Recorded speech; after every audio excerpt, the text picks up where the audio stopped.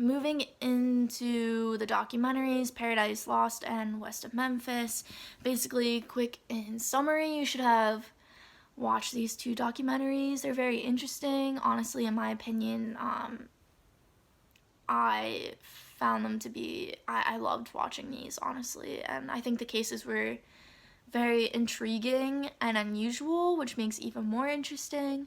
But basically, in 1993, there were a murder of 3 boys in West Memphis, Arkansas, and it was under investigation.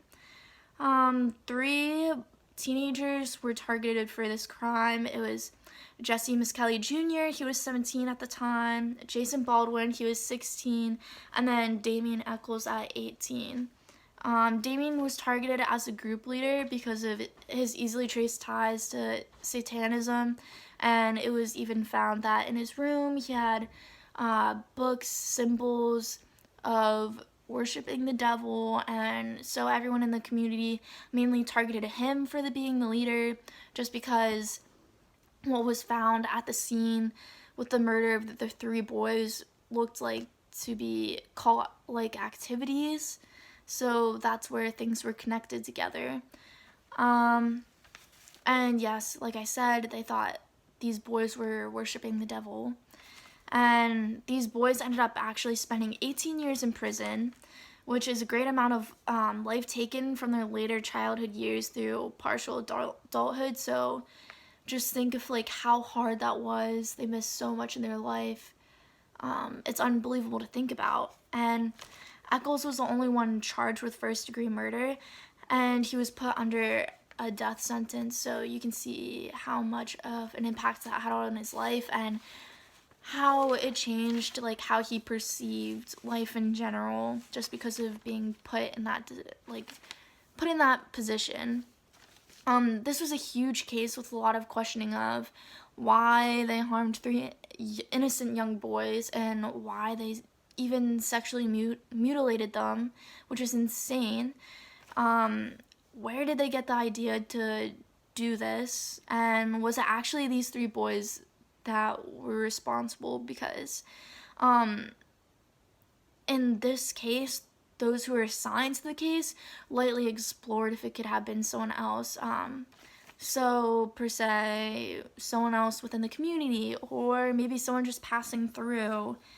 But these options were not even fully explored, because it was almost as if the boys were already labeled guilty before entering the trial. So they literally, like, everyone knew already in their minds that they were gonna decide that they were guilty. So it was almost as if the trial just was not even worth going through if the sentence was already decided before entering.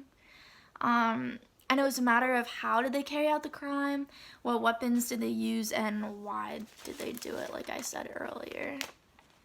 When approaching this point, remorse then comes into play. Again, yes, remorse may be important, but it shouldn't be the main focus of everything. So, do they feel ashamed and terrible for what they did, for taking away young lives that never were given the chance to grow up? And do they feel bad for the families who now have an empty hole in their own lives that they can't make up for just because of the loss of their young sons? So, did these boys really commit acts of murder in the Robin Hood Hills woods?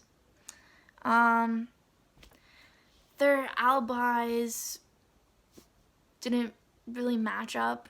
I mean, they really didn't.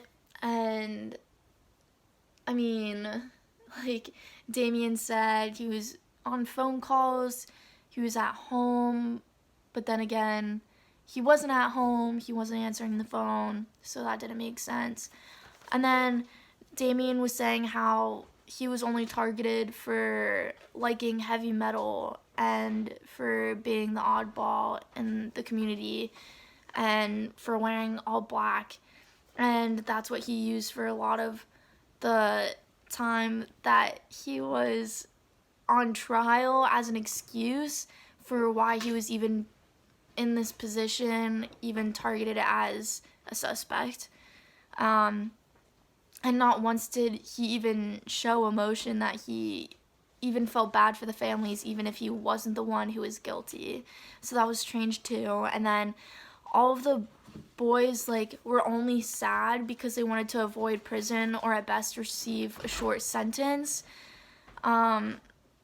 Yes, like if I was in that situation, I would be sad because I wouldn't want to leave my family or go to prison in that situation. So I don't know, it's very difficult to say. And I mean, also in the documentary, one of the documentaries, it shows like Damien with his baby, and it was weird the way that they used that to show him, like try to show him as an innocent person.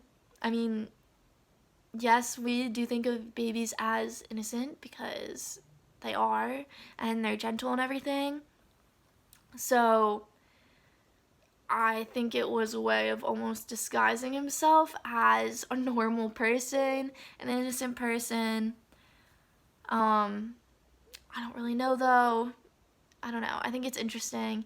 And I also think it's interesting how in one of the documentaries they use like Damien himself personal interviews just to show him as an actual person rather than someone else talking about him. Yeah.